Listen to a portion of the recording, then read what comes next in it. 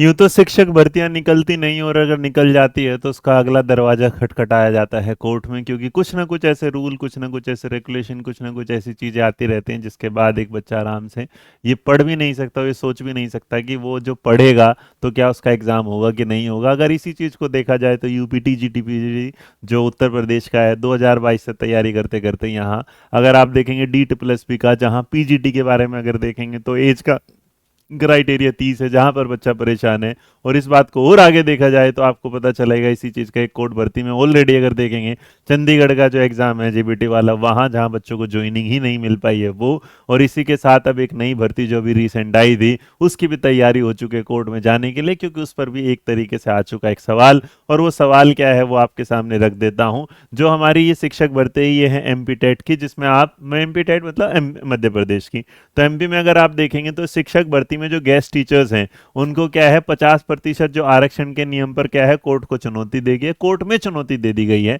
जहां बीएड और डीएलएड किए गैर अतिथि शिक्षक जो है उम्मीदवारों को क्या होगा, होगा नुकसान। बात यह है कि जो 50% वाले जो अतिथि शिक्षक है उसमें से बहुत सारे बच्चे ऐसे हैं जो उस टाइम चाहे कैसे पैसे दे के, चाहे इन्होंने जो बोला वही कि शिक्षक भर्ती के लिए प्रदेश सरकार जो है द्वारा संशोधित किए गए भर्ती नियमों को हाईकोर्ट में चुनौती दी गई है। 27 दिसंबर 2024 को एक संशोधन कर अतिथि शिक्षकों को 50% आरक्षण दिया गया है। इसको लेकर हाईकोर्ट के डबल बेंच ने राज्य सरकार को नोटिस जारी कर दिया है। साथ ही 27 दिसंबर 2024 के बाद आने वाली भर्ती पर एक बंधन लगाया गया है, जिसमें तमाम भर्तियां इस याचिका के अधीन हो जाएगी। एडवोकेट दिनेश जो है, दिनेशन चौहान ने हाईकोर्ट को बताया कि अतिथि शिक्षकों को 50% रिजर्वेशन देना संविधान के प्रावधानों के खिलाफ है। अतिथि शिक्षकों के रखने की व्यवस्था में आरक्षण नियमों का पालन नहीं किया जाता। ज्यादातर उन लोगों को शिक्षकों में चयन होता है जिनका जुगाड़ होता है, जुगाड़बाजी होती है, जिनकी पहुंच होती है, मानते हैं, सोचेगा ये वाली बात यहाँ।